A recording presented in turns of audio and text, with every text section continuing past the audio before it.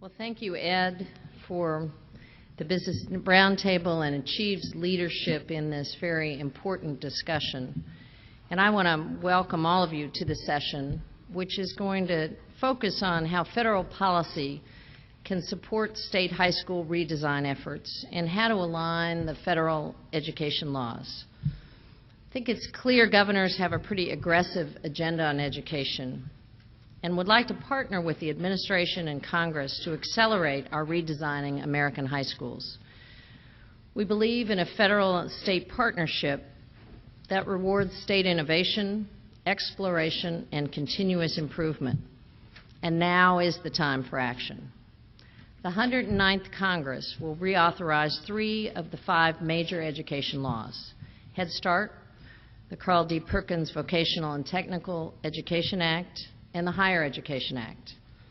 High school proposals are also under discussion.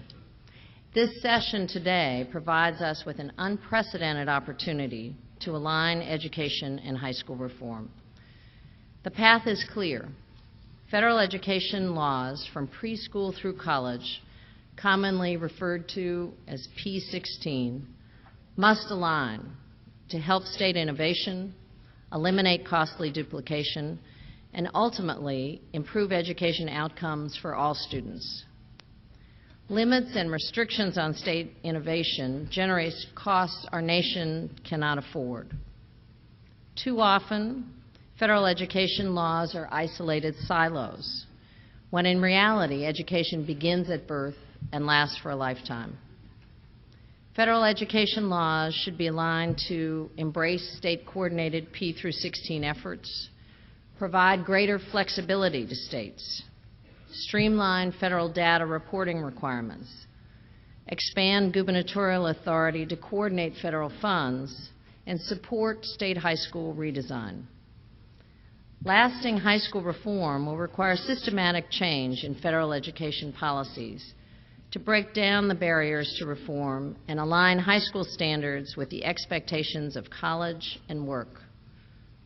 We've talked a lot about the problems in our nation's high schools, and now is the time to implement solutions and build the partnerships necessary to succeed. Governors are leading innovative high school redesign across the nation. The federal government should create a comprehensive strategy to support and help replicate the state best practices. And let me mention several ways that federal policy can align with state high school innovation. States are creating different high school models that strengthen student relationships with adults and connect classroom work to real-life problems and improve connections to post-secondary education. The federal government can support state reform by lifting burdensome reporting requirements and allow governors greater flexibility to coordinate the funds that we have.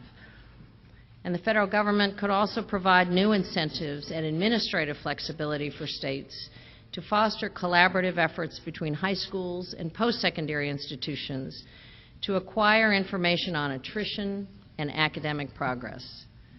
These changes should be addressed in the Perkins and Higher Education Reauthorization Act. States are also expanding high school opportunities that increase rigor and relevance of high school for all students. During the reauthorization of the Higher Education Act and the Workforce Investment Act, the federal government could support state innovation by expanding opportunities for students to participate in advanced placement, international baccalaureate, early college, industry certification programs, distance learning, and the State Scholars Program. State innovation can be further supported by providing greater flexibility in student financial aid eligibility requirements. The federal government should look at ways to provide incentives for states to create dual enrollment programs. Lastly, we urge Congress to reauthorize and improve the Vocational Education Act. States are also developing new targeted recruitment incentives to attract teachers where they're needed most and provide supports to retain them. States are working to improve principal recruitment, preparation, and professional development. The federal government can help in this role by providing additional flexibility and incentive to support this critical work, by expanding professional development and piloting alternative teacher compensation models. Loan forgiveness should be permanently expanded from $5,000 to $17,500 to recruit teachers to critical shortage areas and hard-to-staff schools. These reforms could be enacted in the higher education bill. States are developing more rigorous standards for teacher preparation and performance, and governors are committed to improving high school students' academic proficiency with stronger teaching. The federal government can encourage state continuous improvement by deferring national one-size-fits-all benchmarks and allowing states time to refine their teacher preparation programs. In addition, during the higher education reauthorization, Congress can work with governors to expand state accountability for teacher preparation programs to align with rigorous requirements of the No Child Left Behind. States are investing more resources into need-based aid to make college an option for more students. Federal policies to increase preparation and learning opportunities should be matched with additional flexibility and affordability in higher education. To help make college more affordable, the federal government, we hope, will consider raising the maximum Pell Award grant and provide new flexibility to respond to students' needs. And those reforms also could be enacted in the higher education bill.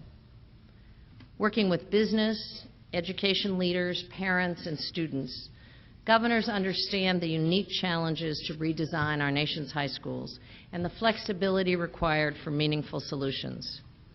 There aren't any easy answers. Every child, every teacher, every school, and each state is different.